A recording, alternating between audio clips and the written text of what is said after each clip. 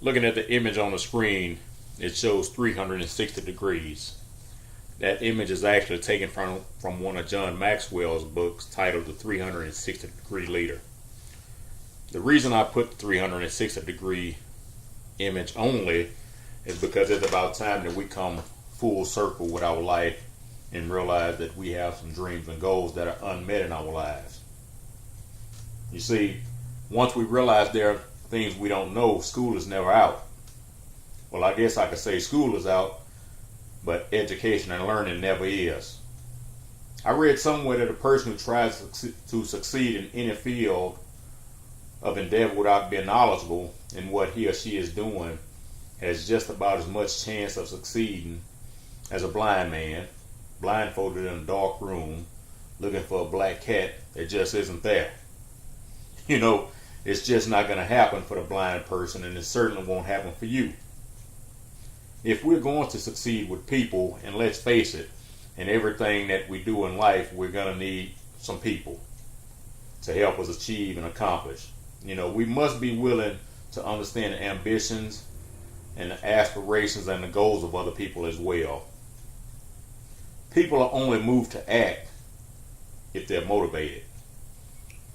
When I get up and I speak in front of an audience, I can entertain, I can inspire, I can motivate for a moment anyway.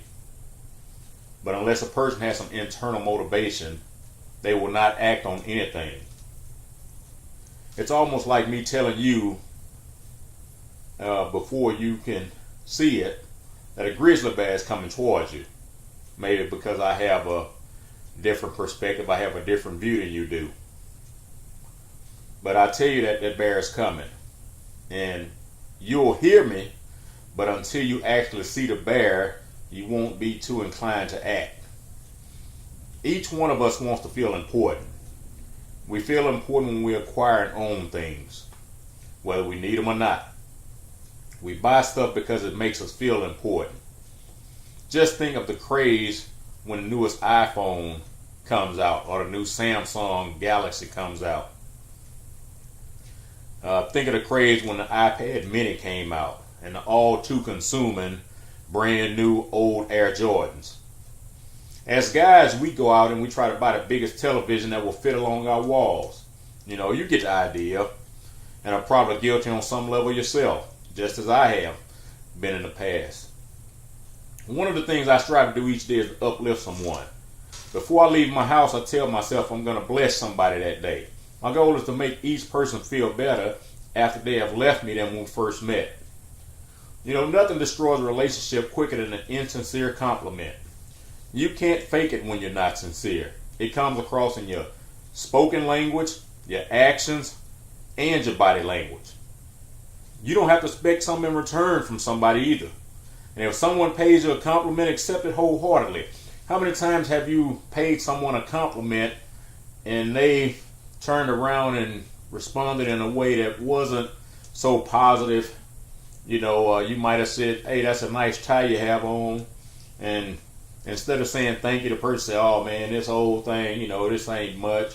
You know, they basically just harm your spirit in the gift in the form that you were giving a compliment to them. You know, you can damage a relationship that way as well. How many times have you heard a person give a compliment and the receiver downplay it? I mean, you get the idea. You know, accept the compliment and be done with a thank you. You know, when we explain something to a person and they seem lost, don't ask, "Do you understand?" It comes across as an insult. They are not going to tell you they don't understand in most cases, because no one wants to come across as uneducated. If we want things to be better in our lives, we have to have some form of dissatisfaction in our lives, or we will not do what it takes to move us in the direction we need to go. We can actually need something all of our lives and never get it until we develop a want for it. And the reason I say we have to develop a want is because we always seem to find the motivation for what we want, not what we need. We don't really need televisions in every room of our houses. We want them in there. We don't need 40 pairs of tennis shoes in our closets. We want them in there. We don't need to eat at a restaurant 2 to 4 times a week, but we want to. You might need 4 new tires for your car. Notice I said need. But you have been making it on them ball tires all this time, so they can wait until the next paycheck. But if a 100-inch television screen became available for the exact same amount as a new set of tires, in most cases, you'll find the motivation to get that television. I'm just using a television as an example. Whatever your vice is, substitute it for television. In our lives, we must constantly be moving forward. When we set a goal in life that can be fully achieved, you have set your own limitations. Have you ever heard a person say that they don't have time to do something would be beneficial to them and their families? What they are saying is that it is not important enough for them to devote any time to it. In essence, what they are saying is their family is not important enough for them to even investigate something that could prove beneficial. That's a bad place to be, and so many people in our society hold that position. What about you? Are you so busy that you don't have time to investigate anything else that might improve your family's time spent together, your family's financial situation? Was your goal in life to be so busy that someone else controls so much of your time that you don't control any yourself? Sometimes we just don't place importance on the things that are important. We don't make the main thing the main thing. Many of us make our greatest progress during times of discouragement. I heard a gentleman say that the closer we get to success, the further away it seems. And I heard another one say, it is always too soon to give up on our dreams. We have all heard at some point in our life that we should do something we love and the money will follow. And I read in a book, and it said that the love of money is the root of all evil. We should love the process of growth and accomplishment. We should enjoy what we do because it helps our families and others. Have you ever watched something that has stopped growing?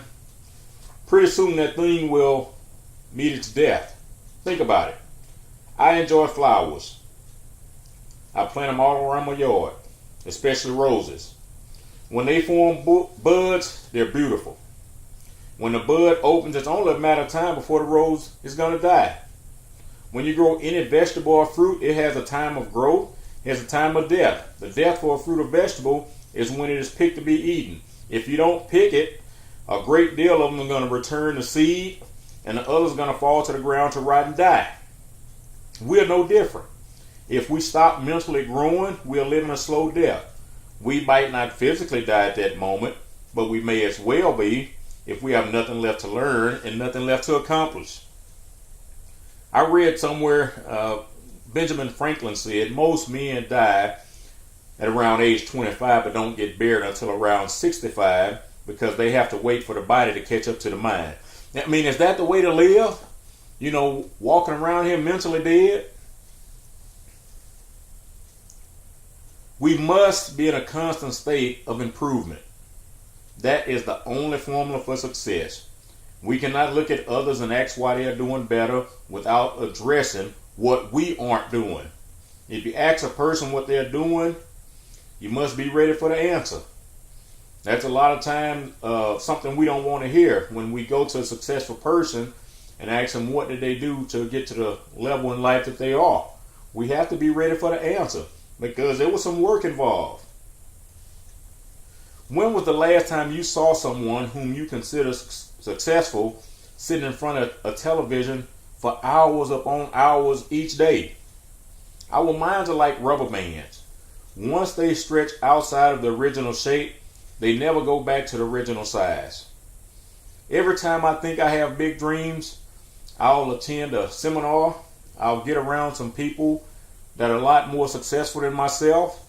And once I leave them, I say, man, I wasn't dreaming big enough. Get around some big dreamers. I had a supervisor one time that came into town to work with me. And before she left, I told her I wanted to show her the neighborhood. As we drove through the neighborhood, she was in awe of the homes.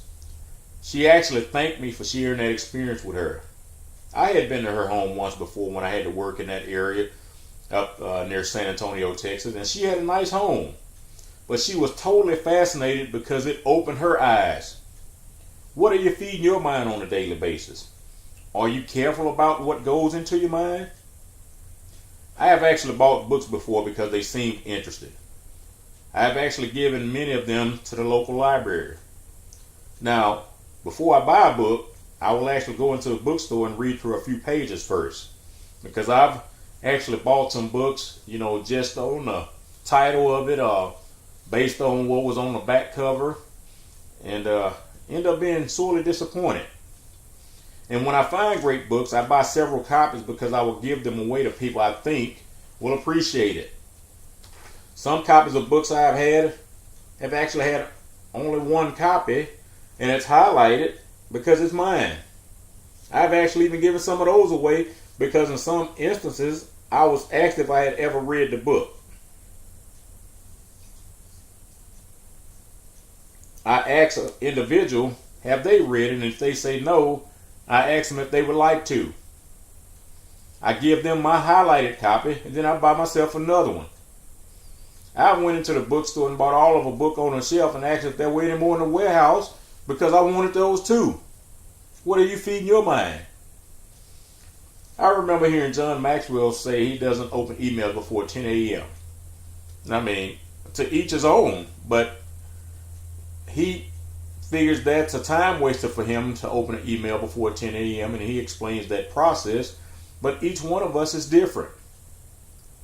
Do you start your day off by reading the newspaper and print online?